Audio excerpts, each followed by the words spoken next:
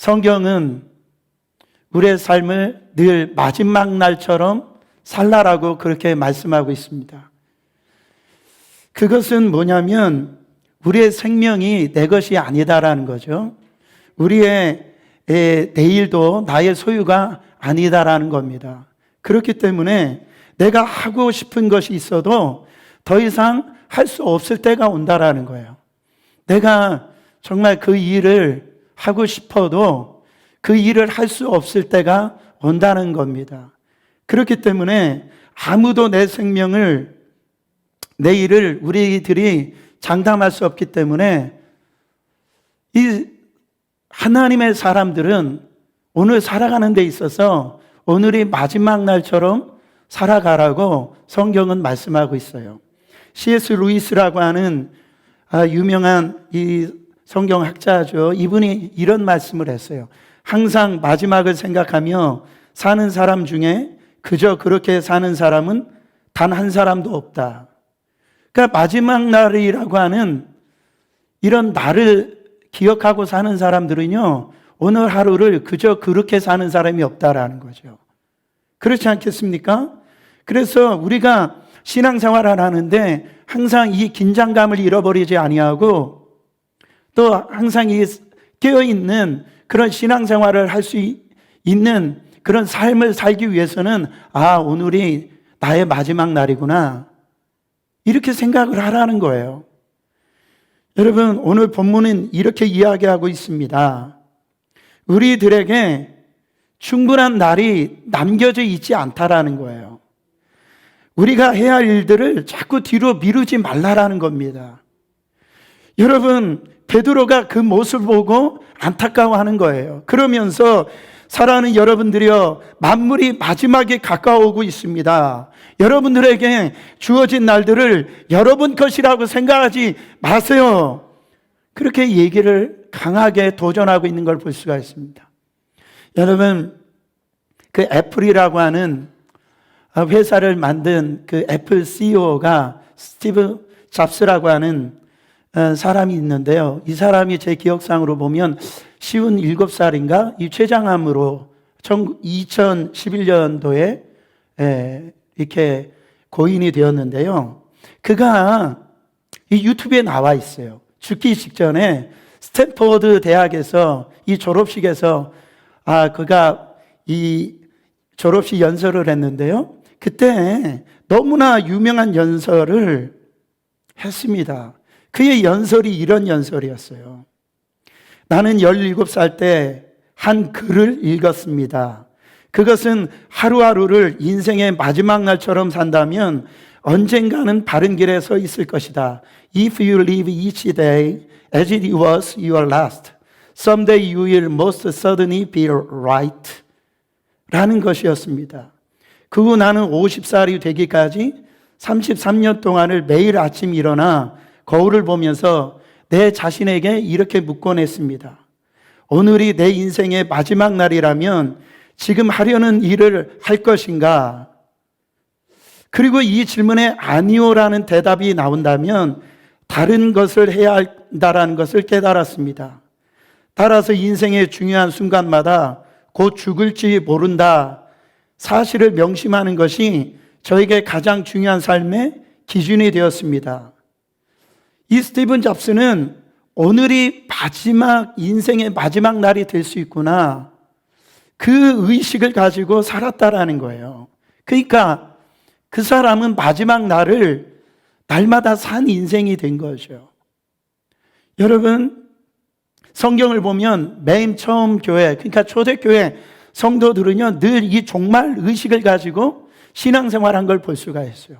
그 종말 의식으로 신앙생활을 했기 때문에 그들의 핍박과 고난이 왔을지라도 이 종말 의식, 주님 만난다라고 하는 의식이 있었기 때문에 그 고난을 이겼습니다. 그 핍박을 이겼어요. 신앙생활이 나태하지 않았어요. 여러분, 세속주의나 물질주의에 빠지지 않았습니다. 왜요? 그 주님을 만날 수 있다라고 하는 의식이 있었기 때문에 그래요.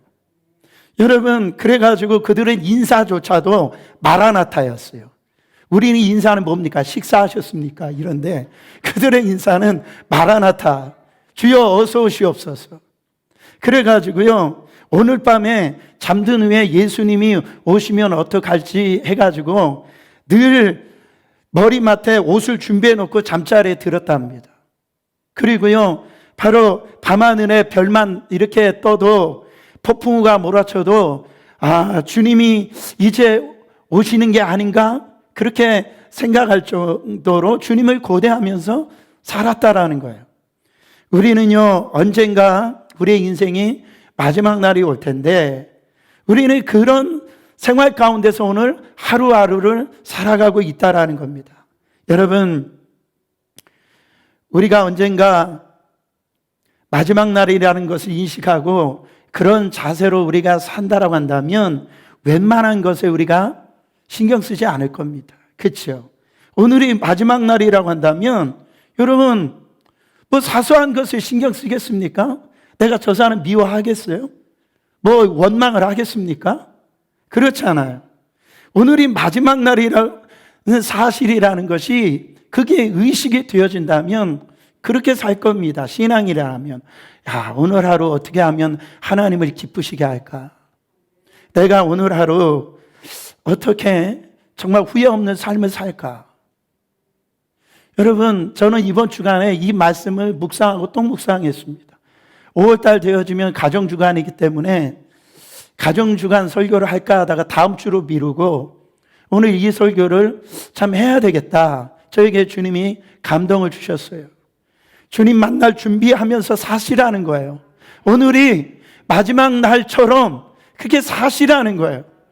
여러분, 여러분들이 주님 만날 날을 이렇게 준비하면서 산다라는 것이 그게 예수 믿는 자의 가장 큰 축복입니다. 제가 좋아하는 목사님 중에 한홍 목사님이라는 분이 있어요. 그분의 이 책 중에 아멘 다음이 중요하다, 이런 책이 있어요. 아멘 다음이 중요하다. 여러분, 저도 그렇지만 목사님들이 이렇게 설교를 이렇게 할 때에 성도들의 그 얼굴을 이렇게 봅니다. 어떤 분들은 그 설교 가운데 말씀 전할 때 아멘 해요. 그 어떤 분들은 그 표정을 보면 막 눈물을 흘리고 그렇게 은혜를 받는 모습이 보여져요. 근데요, 그리스도인들이 우리가 가장 많이 쓰는 말이 아멘이잖아요. 그래서 이 아멘은 하는데 아멘을 하면서 눈물을 흘리고 있는데 그 아멘 다음의 삶, 그 교회 밖의 삶, 그것이 중요하다라는 거예요. 우리가 하나님 앞에 아멘을 했으면 바로 그 아멘한 우리들이 어떤 의지를 가지고 이 인생을 새롭게 살아가는가, 그것이 중요하다라는 거예요. 여러분, 오늘 마지막 날을 바라보지 못하고 있다로 한다면 우리는 제대로 신앙생활을 할 수 없습니다. 우리가 진리를 모르는 것도 아니에요. 해야 할 일도 모르는 것도 아닌데 이 문제는 오늘이 마지막 날이 될 수 있겠구나, 내가 오늘 주님 만날 수 있겠구나 라고 하는 그런 것들이 되어지지 않으니까 이게 문제가 풀리지를 않는 거예요. 여러분, 마지막 날이 가까워 오고 있다라는 거죠. 지금 세상 돌아가는 것을 보세요. 물론 제가 그런 거 하나하나를 이렇게 마지막 날의 징조다 이렇게 얘기하고 싶지는 않지만 중요한 것은 주님 오실 날이 가까웠다라는 것은 누구도 부인을 못한다라는 겁니다. 사랑하는 여러분, 마지막 가까울수록 세상 속에서 이 신자의 싸움은요 적절한 거예요. 여러분, 마지막 날을 이렇게 온다라는 것을 예수 믿는 사람들만 믿는 게 아니고요, 마귀도 그걸 알아요. 그렇기 때문에 이 마귀도 종말 의식을 갖고 있기 때문에 자기가 이제 남은 날이 얼마 안 남았구나라고 알기 때문에 바로 마귀는 우리가 그 꼬린 지점까지 무난하게 갈 수 있도록 우리를 내버려 두지를 않는다라. 그가 영적인 전장 가운데 우리가 지금 살아가고 있다라는 거죠. 그러면 우리 그리스도인들은 마지막 날 어떤 모습으로 살아가야 되는지 오늘 본문의 3가지로 말씀하고 있어요. 첫 번째, 깨어 기도하라. 깨어 기도하라. 7절에 보면 만물의 마지막이 가까웠으니 그러므로 너희는 정신을 차리고 근신하여 기도하라. 한마디로 얘기하면 깨어 기도하라는 거예요. 정신 차려야 된다라는 거예요. 여러분, 사람들이요, 요즘에 정신을 못 차립니다. 이렇게 일어나는 천재지변, 그 다음에요, 사고, 사건, 그리고 미혹하는 어떤 많은 일들이 일어나서요, 사람들의 마음을 그냥 흔들어 버리는 거예요. 따라서 이 마지막 때가 되어질수록 마귀가 우리를 막 흔들어 놓는데 정신을 차리지 않으면 안 된다라는 거예요. 누가복음 21장 34절부터 36절 말씀 보세요. 너희는 스스로 조심하라. 그렇지 아니하면 방탕함과 술 취함과 생활의 염려로 마음이 둔하여지고 이건 막 흔들어진다라는 거예요. 갈팡질팡한다라는 뜻밖의 그날이 덕과 같이 너에게 임하리라. 35절. 이날은 온 지구상에 거하는 모든 사람에게 임하리라. 36절. 이러므로 너희는 장차 올 이 모든 일을 능히 피하고 인자 앞에 서도록 항상 모하며 기도하며 깨어있으라 하시리라. 세상 일어나는 일에 거기에 있어서 우리를 막 요동치게 만드는 일들이 일어나는데 이거는 주님 오시기 전에 이런 일들이 일어난다라는 거예요. 우리가 이것을 피할 수 있는 유일한 길이 있는데 그건 뭐냐면 항상 깨어서 기도하는 거라는 거예요. 여러분, 기도는 영적으로 깨어 있는 것과 통합니다. 한번 따라해 보세요. 기도는 영적으로 깨어 있게 해준다. 그러니까요, 우리가 영적으로 깨어 있는 방법은 기도예요. 항상 깨어 기도하는 삶을 살아야 영적으로 깨어 있는 삶을 산다라는 겁니다. 믿습니까? 여러분, 위기와 흔들리는 상황 속에서도 흔들리지 않는 사람이 있어요. 그 사람 누구냐면 기도하는 사람이에요. 기도하는 사람들을 보면 내면이 평안합니다. 그러니까 기도는 벌어진 상황 속에서 빠져 들어가는 자가 아니고 바로 하나님의 임재 속으로 들어가기 때문에 그래요. 여러분, 폭풍우가 막 바다에 쳐도 이 바다의 심연에는요 요동함이 없는 거예요. 세상에 아무리 별일이 다 일어나도요, 기도하는 사람들은요 이 심령 안에 주님의 임재 가운데 쑥 들어가기 때문에 평안한 거예요. 안정함이 있는 겁니다. 세상 사람들은 평소에 다 괜찮은 것처럼 보이죠. 그리고 교회 다니는 사람 평소에 그냥 이렇게 평안한 것처럼 보여요.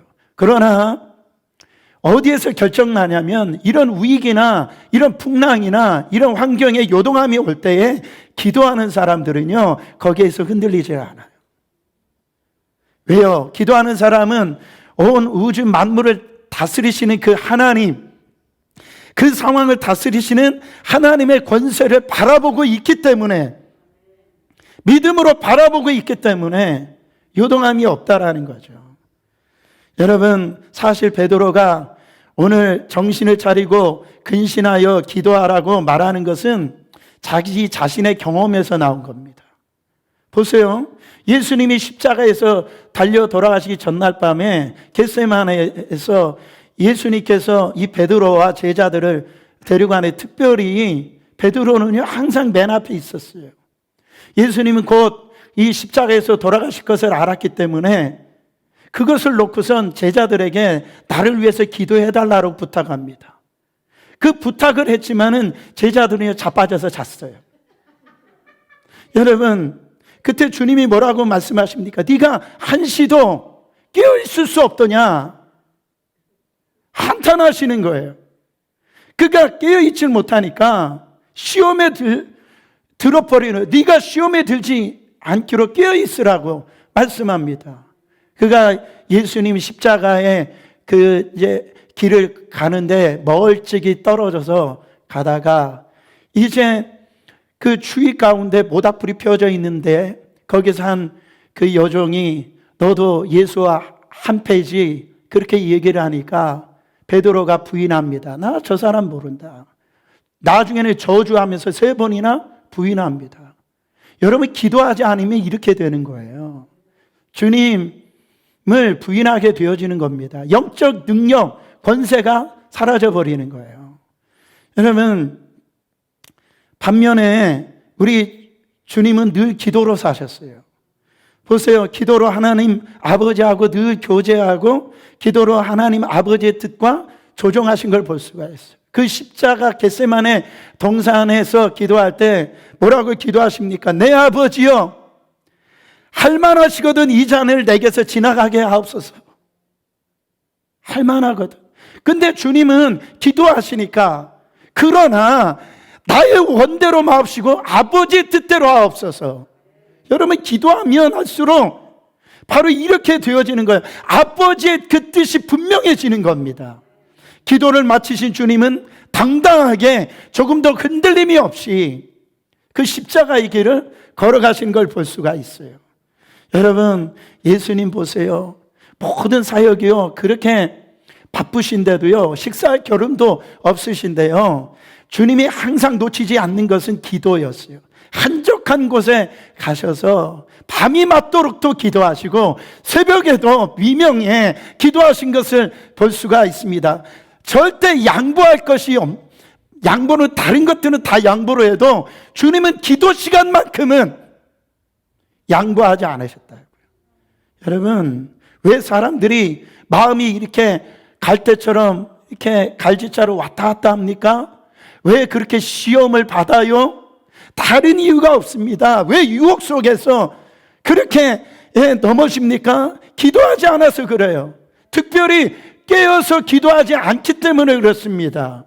여러분, 기도하지 않으면 믿음이 약해집니다. 기도하지 않으면 마음이 낙심되어지고 염려에 파묻혀 버리는 거예요. 그래서 나중에 어떤 현상이 뭐냐면 그냥 죽고 싶은 생각만 오는 거예요. 사단이 완전히 짓밟아 버리는 겁니다. 해결책은 다른 게 없어요. 여러분, 하나님 앞에 나와야 됩니다. 하나님 앞에 엎드리셔야 돼요. 주의 이름을 부르는 길밖에 없습니다. 할렐루야. 자, 한번 따라해 보세요. 기도가 죽으면 다 죽는다. 기도의 불이 꺼지면 믿음도 죽고요, 그 사람 삶도 마귀에게 사로잡히게 됩니다. 여러분, 기도가 사라지면 교회 문도 닫혀지는 거예요. 제가 이 코로나19 이 사건으로 인해서 제가 교회에서 이렇게 혼자 기도를 하는데 갑자기 이런 생각이 드는 거예요. 쓸데없는 생각이 드는 거예요.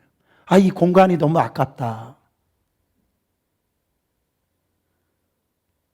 그렇잖아요. 저 혼자 이 공간이 너무 넓어 보이는 거예요. 제가 느낌이.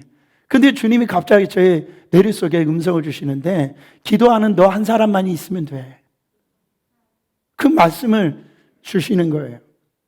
그래서 저는 그때부터 제 나름대로 혼자 기도하면서 눈물을 흘리면서 한밤중에 와서도 기도할 때가 있어요. 그때 저는 너무너무 행복한 거예요. 우리가 이 성전도요, 기도하는 여러분들이 있으면은 성전은 아깝지가 않은 거예요. 그러나 아무리 큰 교회라 하더라도 거기에 기도하는 사람이 없으면은요, 여러분, 정말 하나님 앞에 엎드리는 사람이 없으면은요, 그거 아무 소용이 없는 거예요. 여러분, 기도가 죽으면 이 성전은 아무 쓸데가 없는 겁니다. 기도하는 사람이 있기 때문에 이 성전이 은혜의 자리가 되고 축복의 자리가 되어지고 바로 하나님의 임재하시는 영광의 자리가 되어지고 기적을 눈으로 볼 수 있는 그런 것이 되어지는 거 아니겠냐 말이에요. 왜 다니엘이 하루에 3번씩 기도하는 것을 사자 굴 속에 들어가는 것도 각오하고요, 그걸 지켰냔 말이죠. 죽더라도 이 기도를 포기해서는 안 된다라는 것을 다니엘은 아는 거예요. 기도가 멈춰주면 죽는다라는 것을 다니엘은 아는 거예요. 여러분, 다니엘은 그 믿음으로 기도했기 때문에 승리하고 시험거리가 간증거리가 되어진 걸 볼 수가 있어요. 한나라고 하는 그 여인은 보세요. 그 기도로 말미암아 기도로 얻은 아들 바로 사무엘을 얻게 했고요. 이때부터 이 기도하는 사람을 통해서 이스라엘 민족의 잠이 깨어나기 시작합니다. 기도하는 사람 때문에, 이 한 여인의 기도 때문에 이스라엘이 잠에서 깨어났어요. 여러분, 그 시대를 보면 한 여인의 기도가 얼마나 축복이 되어 있는지를 알 수 있어요. 이것이 흘러서 이 기도의 그 흐름이 다윗에까지 가가지고요, 이 다윗의 나라는 하나님의 그 축복을 받고 정말 강대한 나라가 되어지고 창대하게 되어 주변 나라를 다 정복해 가는 그런 나라가 되었다라는 거죠. 누구를 통해서? 기도하는 그 한 사람을 통해서. 기도가요, 여러분의 심령을 살리고 여러분의 가정을 살리고, 할렐루야, 나라를 살리고요, 여러분 교회를 살리고, 그런 일들이 기도 가운데서 나타나는 겁니다. 여러분, 만물이 가까울 때에 우리가 절대로 놓지 말아야 될 것은 뭡니까? 깨어서 기도하는 거예요. 여러분, 코로나19 때문에 핑계대지 마세요. 왜 기도가 멈춰지면 내가 내 이 삶에 있어서 이것이 끝난다라는 사실을 왜 모릅니까? 여러분, 지금 기도가 식어진 분들이 얼마나 많이 있습니까? 사랑하는 여러분, 그렇게 되어지면 우리가 다 죽어요. 그래서 마지막 날이 가까울수록 깨어 기도해라. 두 번째로는 뜨겁게 사랑하라 말이에요. 뜨겁게 사랑하라. 베드로전서 4장 오늘 읽었던 8절부터 9절 말씀에 보면, 무엇보다도 뜨겁게 서로 사랑할지니 사랑은 허다한 죄를 덮느니라. 여러분, 무엇보다도 뜨겁게 서로 사랑해라. 여기서 나오는 이 뜨겁게라는 단어를 헬라어로 보면 에크테네라고 하는 단어를 써요. 힘껏 노력하는 또는 전신 전력하는 그런 의미입니다. 이것은 뭐냐면, 운동선수가 바로 이 골인 지점을 향해 가지고 뛰어가는 것을 상상해 보세요. 마지막 그 골인 지점에 그가 이 피니시 라인을 먼저 도착하기 위해서 막 가슴을 먼저 내민다든지, 하여튼 그 0.1초라도 시간을 단축하기 위해서 온 힘을 다하는 것이 이 에크테네라고 하는 단어를 쓰는 거예요. 여러분, 그래서 유진 피터슨 목사님이 이 메시지 성경이 있잖아요. 성경에서 보면 이 부분을 이렇게 번역을 했어요. 여러분의 삶이 거기에 달려있다는 듯이 사랑하십시오. 저는 이 표현이 너무 좋더라고요. 우리의 삶이 거기에 달려있다는 듯이 사랑하라는 거예요. 내 삶이 거기에 달려있는 것처럼, 그것이 내 인생의 전부인 것처럼 그렇게 생각하고 사랑해라. 여러분, 뜨겁게라고 하는 말은 끝까지라고 하는 의미가 있습니다. 진정한 사랑은 끝까지 사랑하는 거예요. 뜨겁게 사랑하는 것을 보면 자칫 잘못 생각하면 그냥 한순간에 사랑만 하고 식어지는 그런 부분을 오해할 수가 있는데, 이 뜨겁게 사랑하는 것은 지속적으로 끝까지 사랑을 하라고 하는 그런 의미가 있습니다. 자, 예수님은 제자들을 사랑하실 때 끝까지 사랑하셨어요. 예수님께서 십자가에서 달려 돌아가신 전날 밤에 최후의 만찬을 할 때예요. 여러분, 거기에 예수님을 팔아 넘기는 가룟 유다가 있었어요. 근데 예수님은 그의 발을 씻어주시는 걸 볼 수가 있습니다. 여러분, 배반할 걸 알고 자기를 갖다 팔을 걸도 아는데 어떻게 제자의 발을 닦아주시냐고요. 우리 하나님이 그런 분이시라는. 여러분, 한 분 한 분들을 하나님께서 버리지 않으세요. 끝까지 사랑하세요. 책임져 주세요. 그걸 믿으라는 거예요. 여러분, 그런 사랑이 구체적으로 어떻게 표현되어지냐면 커다란 죄를 덮어주게 되어져요. 요즘 인터넷에 보면은 어떤 사람의 잘못을 폭로하고 막 신상을 공개하는 일이 많이 일어납니다. 저는 그런 걸 볼 때, 너무 잔인하다. 그런 생각이 들 때가 많아요. 요즘은 다른 사람이 뭔가 약점이 없나, 뭔가 허물을 없나, 그거를 막 들춰내는 것이 바로 이게 뭔가 아주 그냥 잘하는 것처럼 그런 세상이 돼버렸다라는. 사랑은 덮어주는 거예요. 여러분, 노아가 이제 홍수가 지나고선 하나님이 주신 그 포도 농사 너무 잘 돼가지고, 사실 노아가 그러면 안 되죠. 포도주를 너무 많이 먹고선 술에 취해서 그냥 온몸이 다 벗겨진 채로 잠을 잔 겁니다. 그것을 본 함이라고 하는 아들이 자기 아버지가 이 나체로 자고 있는 모습을 가지고 자기 형제들에게 그걸 갖다가 막 들춰내는 거예요. 여러분, 그것으로 인해서 함의 족속은 지금 저주를 받고 있지 않아요. 여러분, 어떤 사람의 실수 때문에, 교회도 마찬가지예요. 어떤 사람의 실수 때문에 교회가 시험에 드는 일은 없어요. 무엇 때문에 시험이 드느냐? 항상 그것을 말로 바로 옮기는 사람 때문에 문제가 생긴다라는. 반드시 하셔야 돼요. 그러면 어떤 분들은 그렇게 얘기할까요? 아니, 그럼 목사님, 아니 그런 죄를 그냥 놔두자는 것입니까? 그냥 죄를 갖다가 무시하거나 가볍게 여긴다라는 말입니까? 그렇게 얘기하는 분들이 있어요. 그런 의미를 얘기하는 게 아니에요. 그냥 모른 척하고 그것을 갖다 더러운 죄가 그냥 수면 아래로 감추라고 하는 그런 얘기가 아닙니다. 여러분, 은혜와 사랑은요, 죄를 묶어버리는 거예요. 은혜와 사랑은요, 허다한 죄를 갖다가 움직이지 못하도록 만든다라는 겁니다. 보세요. 허다한 죄를 덮는 사랑은 하나님이 우리에게 행하신 사랑이에요. 여러분, 우리가 의롭다 하신 이 칭의라는 게 뭡니까? 나는 의가 없다라는 거예요. 근데 내가 의가 있는 것처럼 주님이 그렇게 만들어 주셨다라니. 뭐를 통해서? 주님의 그 십자가의 보혈을 통해 가서 나는 원래 의로운 사람이 아닌데 그 의가 나를 덮어버린 거예요. 그러니까 죄가 거기서 나올 수가 없는 거죠. 여러분, 말세에 사는 우리가 연습해야 될 것은 서로의 실수, 그 허물을 덮어주는 겁니다. 행복한 가정을 이루려면 이 원리가 작동이 돼야 돼요. 행복한 교회가 되어지려면 이 원리가 작동이 되어져야 된다고요. 요한일서 3장 10절에 보면 이러므로 하나님의 자녀들과 마귀의 자녀들이 드러나나니 무릇 의를 행하지 아니하는 자나 또는 그 형제를 사랑하지 아니하는 자는 하나님께 속하지 아니하니라.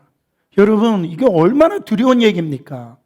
마지막 날에 하나님의 자녀와 이 마귀의 자녀가 드러난대요. 뭐를 통해서 드러나냐면 그 형제, 사랑하지 아니하는 자, 그건 하나님께 속한 자가 아니다라는 것이 드러난다라는 거예요.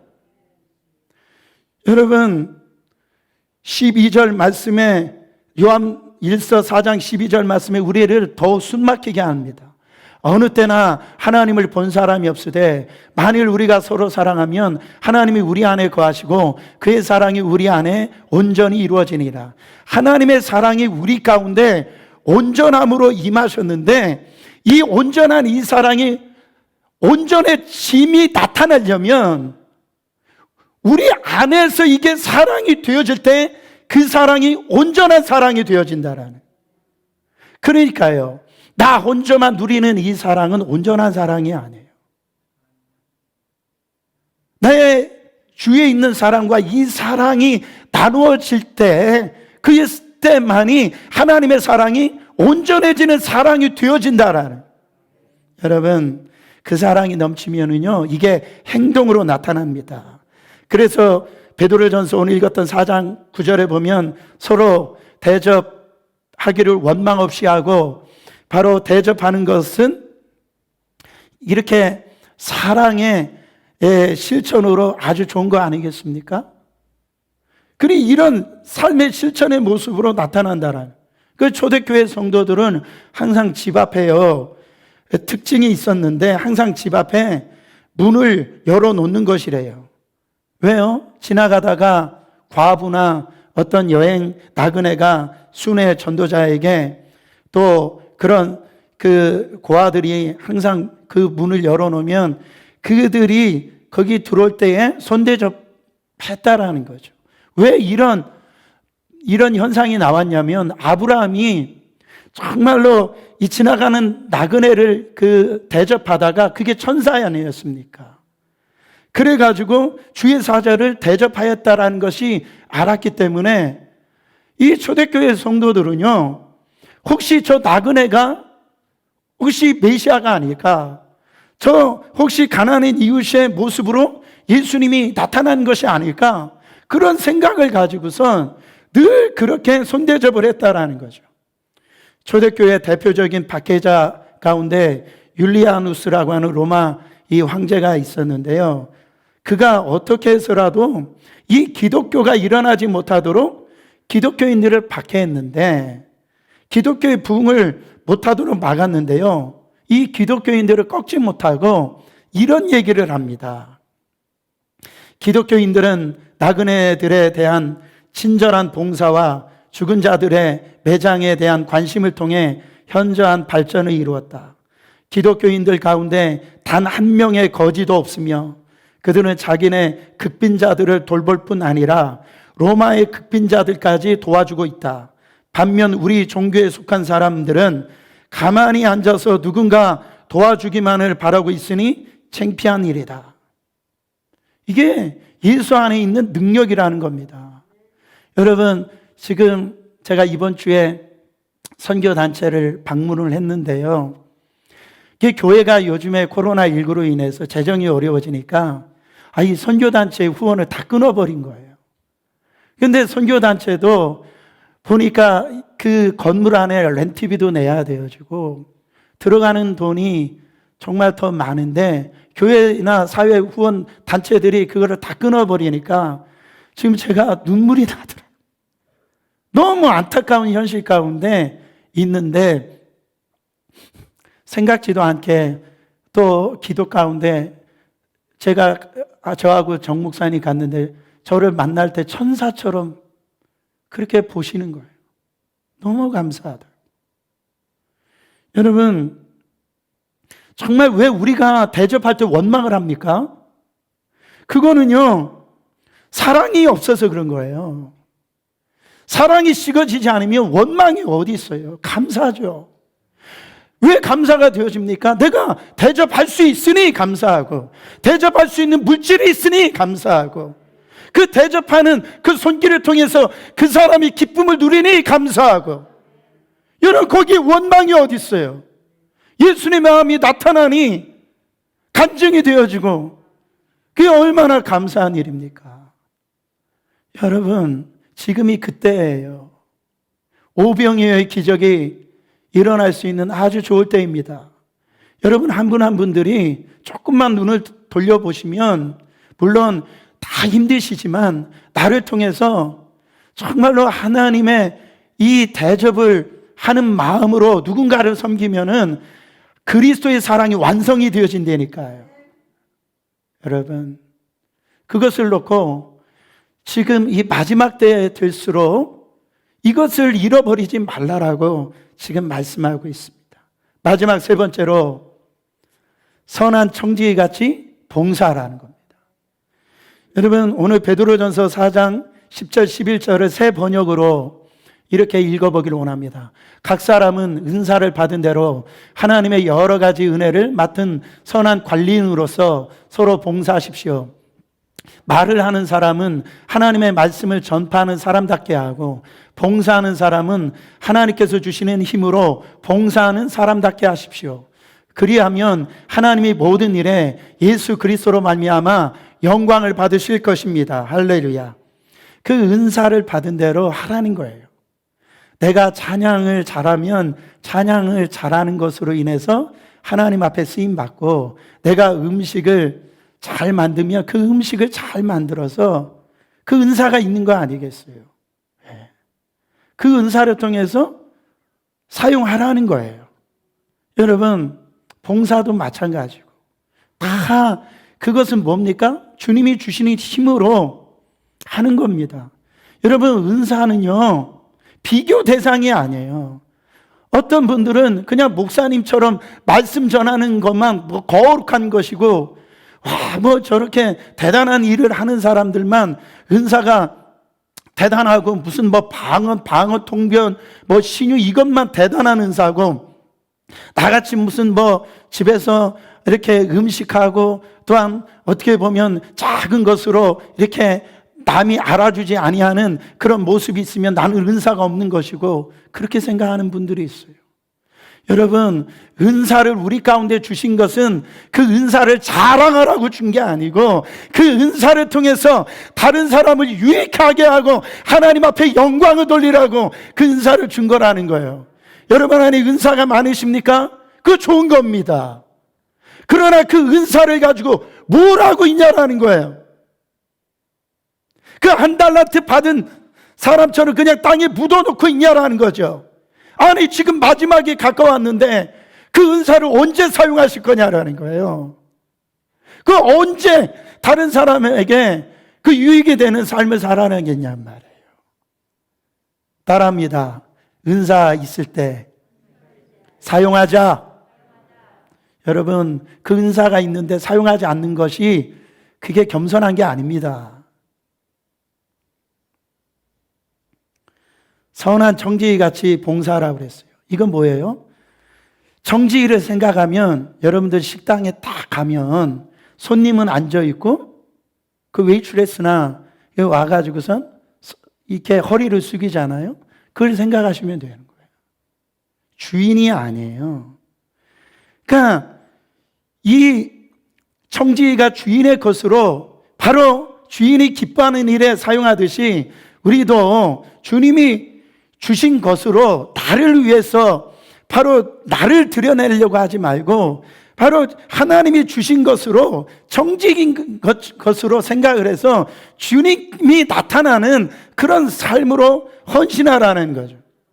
옛날에요, 부흥회를 하면 목사님들이 많이 사용하던 그런 말이 있어요. 교회 안에서 가장 무서운 마귀가 둘이 있는데 하나의 마귀는 섭섭마귀래요. 또 다른 마귀는 그 삐딱마귀래요. 섭섭마귀는 뭐예요? 그러니까 어떤 일을 하는데 자기를 갖다가 참여해 주지 않게 동참을 안 해주면은 그냥 마음에 섭섭이가 들어오는 거예요. 그래가지고 모든 일에 자신의 어떤 흔적이 없으면은 섭섭한 겁니다. 자신이 참여하지 않고 또 자기를 갖다가 거기에서 받아주지 아니하면 섭섭한 거예요. 모든 일에 자신이 관여를 해야 됩니다. 왜냐하면 자신이 주인이라고 생각하기 때문에 그래요. 여러분, 섭섭한 마음이 든다면 언제부터인가 이 청지기 의식이 사라지고 그런 것을 지금 보여주는 증거인데요. 청지기는 주인이 주는 것을 가지고 주인의 것을 사용해 가지고 거기에서 쓰임을 받으면 그만이라는 거예요. 삐딱마귀는 뭐예요? 자신을 알아주지 않으면 들어오는 마귀예요. 내가 이렇게 했는데, 내가 이만큼 헌신을 했는데 아무도 알아주지 않으니까 삐딱해지는 거예요. 여러분, 고린도전서 10장 31절에 보면 너희는 먹든지 마시든지 무엇을 하든지 다 하나님의 영광을 위하여 하라고 그랬어요. 여러분, 이렇게 하는 이유는 우리의 죄가 드러나지 않도록 할 수 있는 가장 결정적인 것은 뭐예요? 무슨 어떤 일을 하든지 이것이 하나님의 영광이 되어지는가, 하나님이 받으시는가, 그것을 우리가 되어지기만 한다면 이 죄와 어둠은 그 자리에서 소멸되어진다라는 거예요. 1994년에 안도현 시인이 발표한 외롭고 높고 쓸쓸한 그 시집이 있어요. 제가 옛날에 읽었던 시집인데 거기에 제가 한번 사용했던 그 예화인데요. 총 3줄밖에 없어요. 3줄. 거기에 너에게 묻는다라는 제목의 시입니다. 거의 연탄재에게, 연탄재 함부로 발로 차지 말라. 너는 누구에게 한 번이라도 뜨거운 사람이었느냐? 여러분, 연탄재 길거리 연탄재가 쌓여져 있을 때 술 먹은 사람이 가가지고 한번 차기도 하고 아이들이 공노릇 하듯이 이렇게 연탄재 함부로 차잖아요. 예?